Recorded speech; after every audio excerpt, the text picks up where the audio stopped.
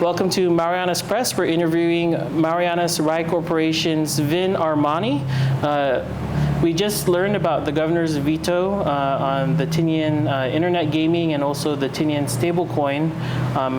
There was a news article that came out internationally about it being such a huge missed opportunity. So let's start there. What's your initial comments?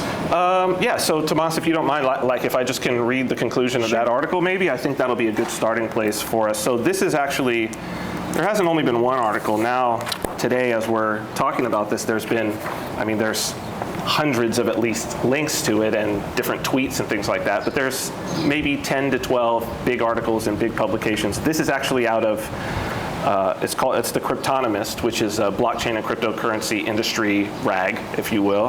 The headline is, and they're out of Switzerland.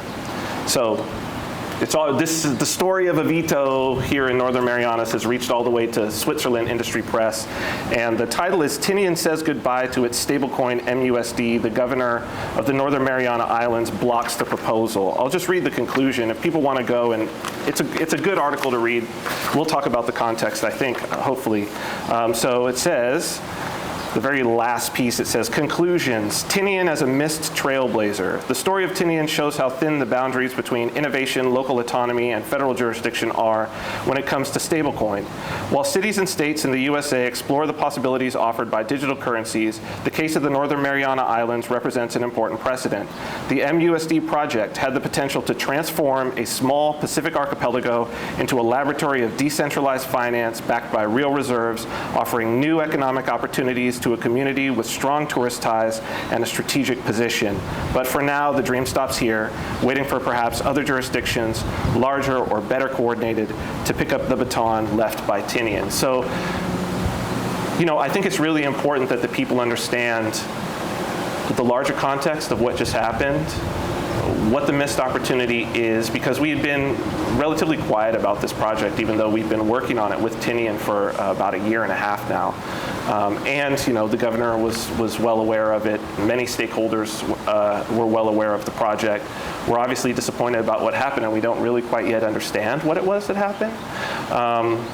But it is very important that we, I think, speak to the people and communicate to the people what the opportunity was, but also to say that there are still a series, it's not a complete lost cause, as this may say, because there are still a series of things that can happen that can at least mitigate some of this. And so I think if we have a little more education about what's going on, what's the intent, what's the opportunity, that perhaps we don't also miss out on those opportunities as well, even though this one was missed out on. Yeah. All right, just full disclosure before we delve into more of the issue.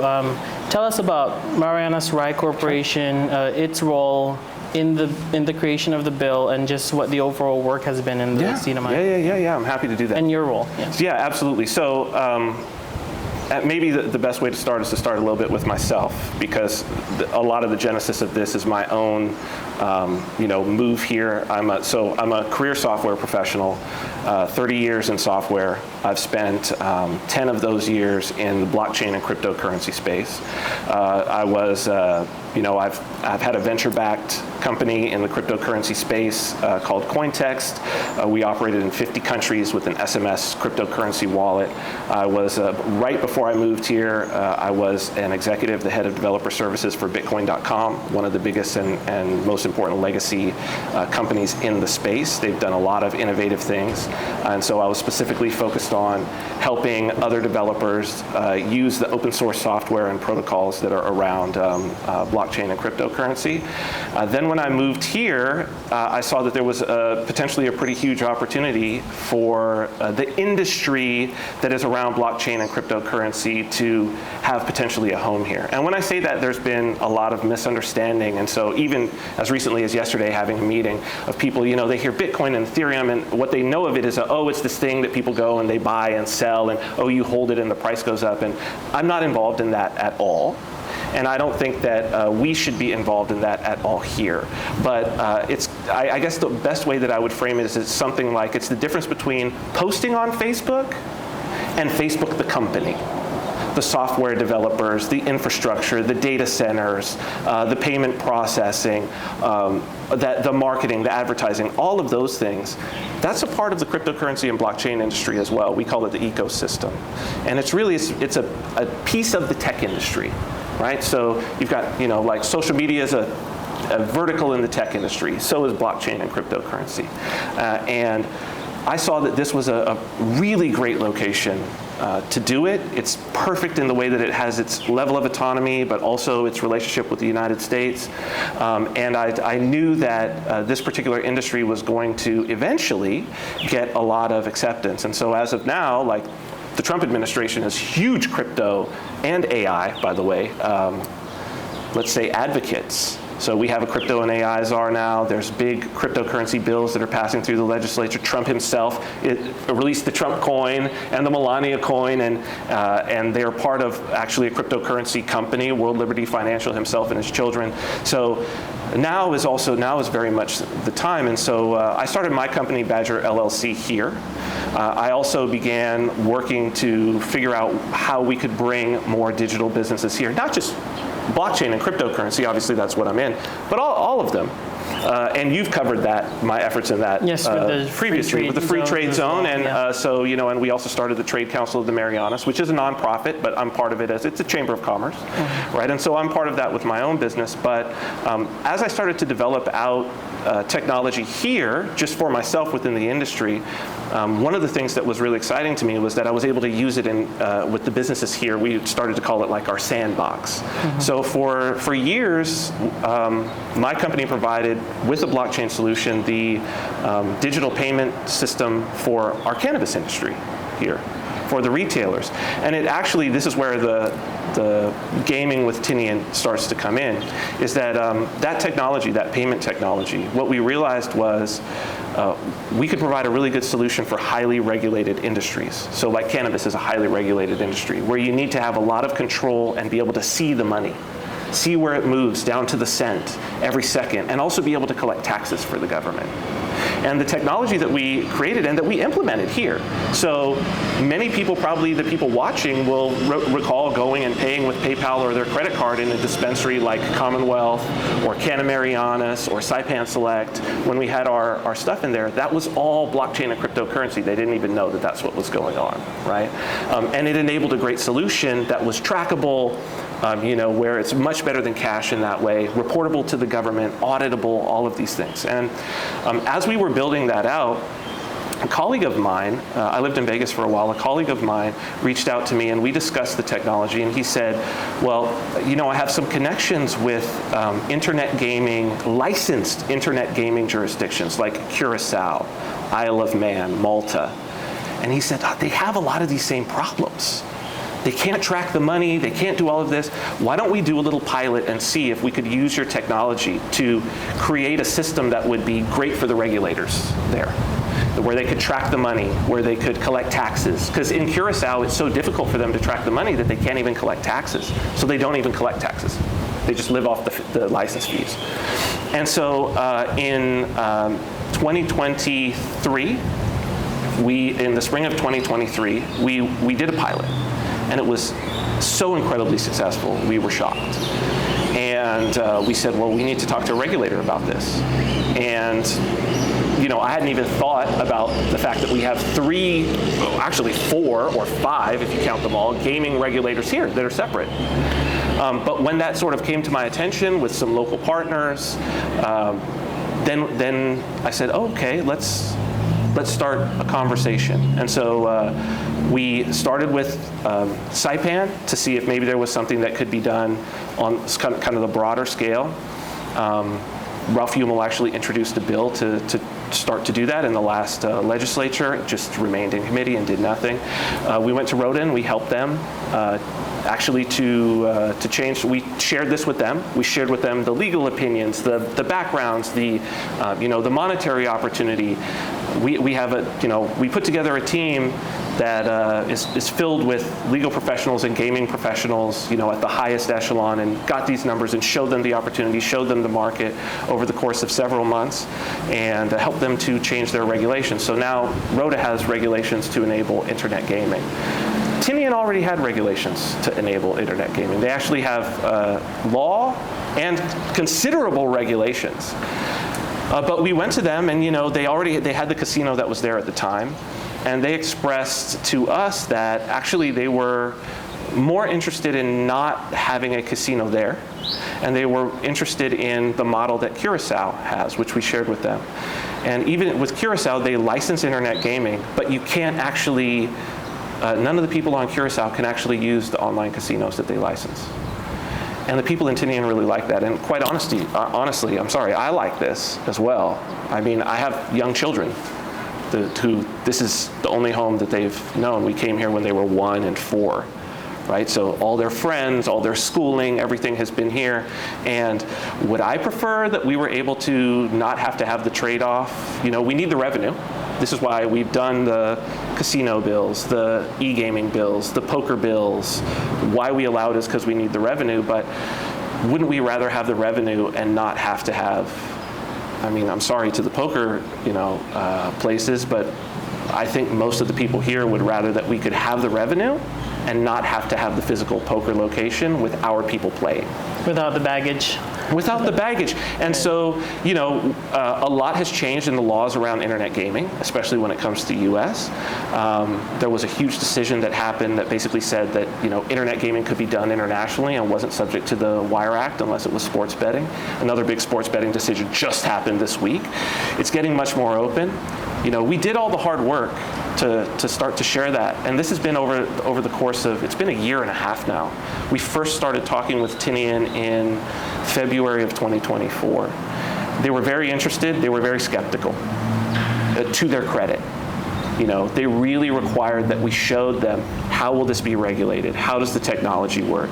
We met with all their stakeholders over the course of many, many meetings, all of their leadership, all of their legislative delegation, their casino commission, their municipal council, answering all of the questions and working with them to get this thing to the point where it could be. And so what they settled upon was they wanted to use this technology. They knew that it would help them to regulate the gaming. They knew that it would help them to collect taxes. We worked with them on getting the statute to a place where they could license without having to have a physical casino, where they could just bring the money into the people to benefit the people. And not only that, where they could, these licenses are digital businesses coming in, and digital businesses that make a considerable amount of revenue, that also have to pay income tax, that also have to pay BGR. So it isn't just money going to Tinian, it's also money going to the Commonwealth government. And over the course of that time, we also met with the governor on this and a couple of other opportunities that we could talk about. And we thought that there was significant buy-in. It's unfortunate. I'm sure that there's some miscommunication somewhere, but hopefully. Because contrary to what you're saying about basically how safe it is. In the governor's veto letter, citing the advice of the AG, there were concerns about the regulations, right? That was the major concern, that there would be illegal gaming. Yeah, I think that was a shocking kind of thing to us, right? So one of the things to understand is Tinian already legally has internet gaming. Already, they can license internet gaming. So that was kind of shocking to us. And Tinian also already has, and I'm happy to share this with you, but anybody could look it up. It is subchapter 170-30.8. These are the regulations for internet gaming operations that are already here. They've been here since 2018, right? And then these are the regulations that we helped Tinian with. Our team is, our shareholders are very well-known regulatory authorities, including current regulators of,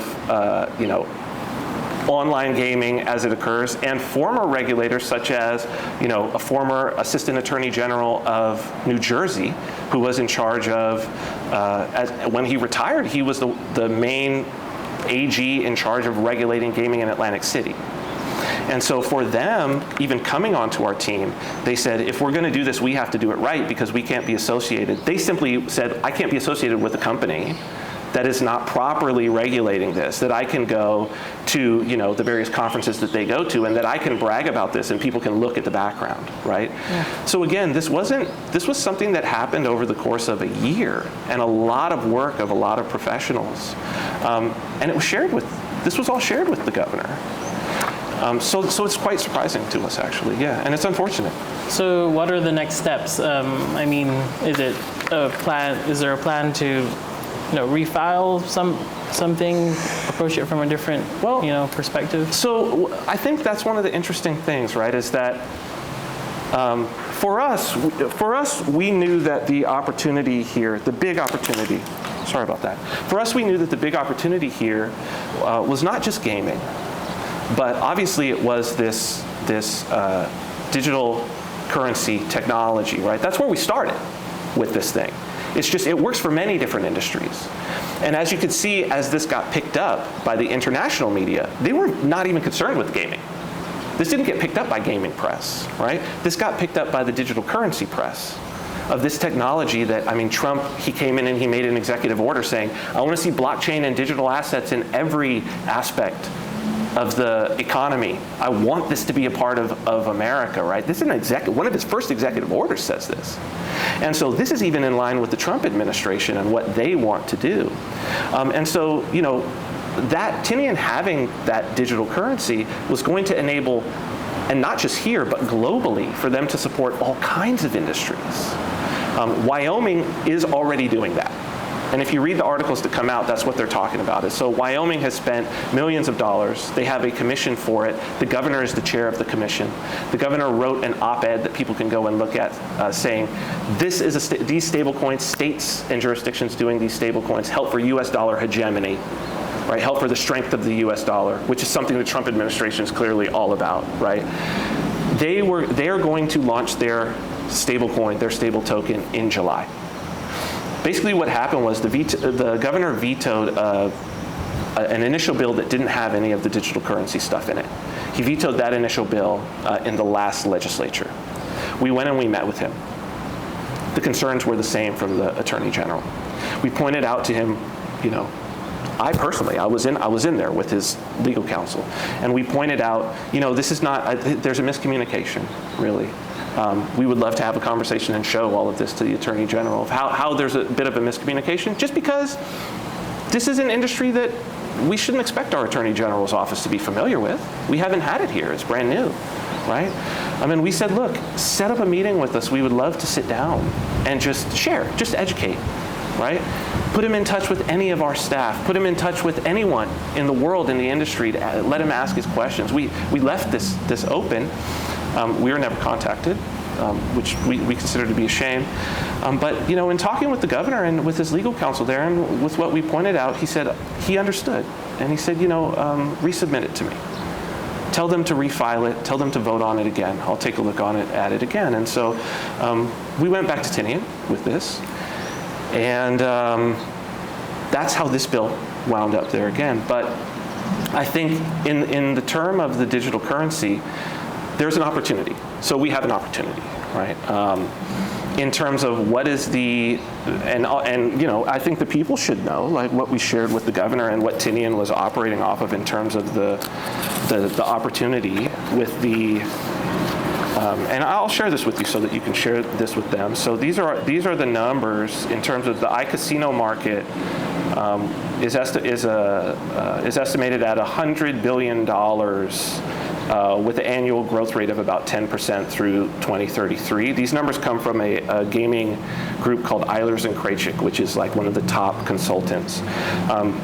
As we looked at, if Tinian were to capture even 0.5% of the market with the system that they had laid out and with the taxes the way that they increased the taxes, by the way, that their revenues in the first year would be about $302 million in the first year.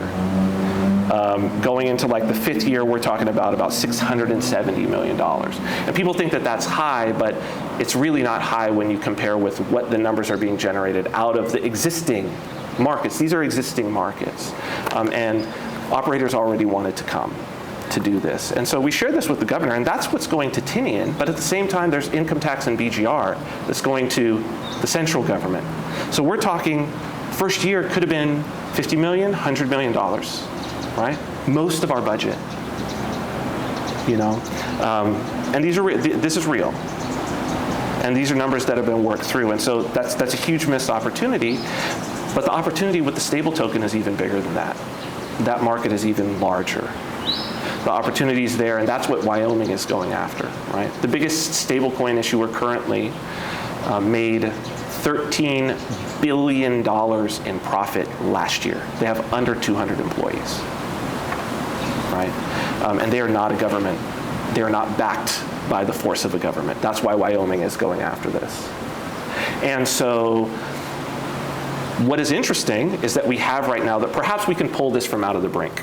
And that's why I wanted to have this discussion with you, right? Because I think that there will be people saying, what can we do? So there's two things that can be done.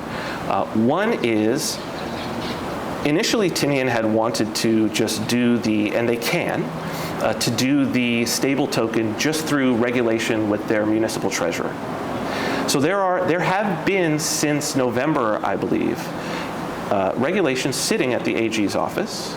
The leadership of Tinian, the mayor of Tinian in particular, who's the rulemaking authority, has met with the AG. They've cleared it. They're sitting there. They're waiting to be published. They've sent multiple letters. I have copies of the letters here that I will give to you. I'll share with you digitally as well. The mayor has continually sent letters to the Attorney General asking, please, either meet with us, tell us what's going on, or please publish these regulations. And they've gotten no response. So those regulations could be published now. We would have a stable token. We as Marianas Rai Corp, we're in an agreement with Tinian. We would issue the stable token, and the news that would be globally would be Northern Mariana Islands are, innovators in this whole entire space. That could have been done back in November. It can be done now. I beseech the Attorney General, please call us. Let us sit down, let us talk to you about what this is. Let us share with you, let us put you in touch with whoever it is, please. It's a huge opportunity for the people. And I live here, I plan on living here, I plan on raising my children here. So, I have skin in the game in terms of making this happen. And our CEO of our company also moved here to do this and is dedicated to the people here as well. And our board of directors is all locals. Okay, so we actually work for them. Our goal here, our real goal is to do something significant for the people in an amazing way. It's a once in a lifetime opportunity. The other opportunity is Marianas Rai Corp. In addition to doing those things, we developed a lottery protocol for blockchain lottery, wanting to do the exact same thing of let's just offer the lottery globally. We don't have to have people gambling on it here. I'm not a big supporter of lottery. I think the colloquial term for it is the poor tax. I wouldn't really support our people playing a lottery here, but we have the opportunity to offer a lottery in a trackable way, provably fair, the most easy to regulate lottery possible. We developed the protocol. We're happy to share with anybody, and they can come and sit in as the public on lottery meetings if they want. We have had that outstanding with the Lottery Commission for about a year. They have approved our application. We have a contract outstanding. The opportunity there is a little less. The governor also knows about this. I do believe he's in support of this one. In the first year, about $491,000 in revenue to CNMI. This is all CNMI. Year two, which we would already be in, about $1 million a month in revenue to CNMI from this lottery. We get into year three, then we're talking about $30 million a year. Year four, about $47 million per year. This is considerable considering our budget. It would definitely help us. The lottery is built. It's been built. The system is built. Once we have a license, we could flip it over. This is something that we can offer to the people. States' lotteries are historically great generators of revenue for education, public services. They generate billions. California's, New Hampshire's, they're well known for that. We can do it. It's now. We're ready to do it, right? So these things are here. We don't have to pass up these opportunities. And I think one of the things for us is we've been very quiet about what we're doing. just because we understand that we wanted to let the political process play itself out. We didn't want to get in front of and usurp anybody or make it seem as though we were pulling any strings, because we haven't been. We've been here to serve the people. That's what we've wanted to do. And again, we live here, which is different than I think what people are used to when people associated with gaming come in. So, we have an opportunity. I would hope if, the people in the Attorney General's office are watching this, that's been much of the blockage. We would love to come and talk to you about this. Again, the governor, we've spoken with him, but I really do understand that if the Attorney General says something is, not kosher, it takes a lot for the governor to not go along with that. I totally feel for the governor, and I understand that even if he wanted this opportunity, it was made very difficult in that regard. So I think that there's just been, unfortunately, we're running into a situation where people have come and wanted to do things associated with gaming, and those have turned out poorly. And we have rotting buildings that I look at, both here and on all the other islands. We don't want that. What we want to do, and I think what you've seen that I've done personally, not even associated with this, is we're in a crisis. For me personally, what I want to do is I want to look at what are all the tools that we have? What are all the laws we've already passed? What are all the capabilities and authorities we already have? How can we use those in a way that doesn't exploit the people? How can we be smart about those and maybe reframe them in a way where, and give support, right? And reframe them in a way where they can be done right and in the intended way of when the laws were passed, because they were all passed with the best of intentions. How can we maybe salvage some of that? And I think it's appropriate that this being Holy Week, right? How can we take these things that appear as though they're dead, and maybe they're not actually dead, right? Maybe it's just for us to embrace them and redeem them in a way. And so, there still is an opportunity. I hope we can take that opportunity. If not, Tomas, what I can say to everybody is, even if these things don't happen, I'm still here. I believe in this place. I love the people. It's been wonderful for me. I love raising my children here. And so as long as I'm here, I'm going to try to present opportunities for the people, and I'm going to work hard at that. Right? So I appreciate your time. All right. Thanks, Vin. And, part of it is also public education for Absolutely. Some of these new innovative ideas. So we appreciate your time in educating us on the matter. And I'm sure we'll follow up as it sounds like the fight's not over. Well, hopefully it's not a fight, right? Hopefully it's as you say. And I think that this is the one thing that I would, since you said about innovation, we're in a period of crisis, economic crisis. The things that we had been doing are not working in the same way that they had worked in the past. I think we all know, I think everybody knows that it's going to take trying some new things. And the one thing about trying a new thing that you don't have competence in is it's scary, right? So I understand. And it's happened to me so many times in my life, right? I moved to Saipan in the midst of the pandemic from California, sight unseen, right? April 2020, I was on the last flight that came in with my family, right? Don't really know anybody here, don't know what job prospects will be. Granted, I am able to work remotely, so that was, helpful. But that's a big leap. It's a big leap. And it was scary. And it was scary for me, it was scary for my family, but we took the leap. I'm so glad that we did. And the people had been so welcoming and helpful and still have continued to be. And it's one of the reasons why I love this place for making that experience great. And so I want to give back, and the team that we have want to give back, that it's like, okay, when I made a scary move, you uplifted and helped me and my family. Now you need to make a scary move. Let me help you and uplift you and your family, and let the team that I've brought, that believe in this to help you and to uplift all of your families. We really genuinely want to do that. That's why we're here. All right. Thank you so much. Thanks for your time. Thank you.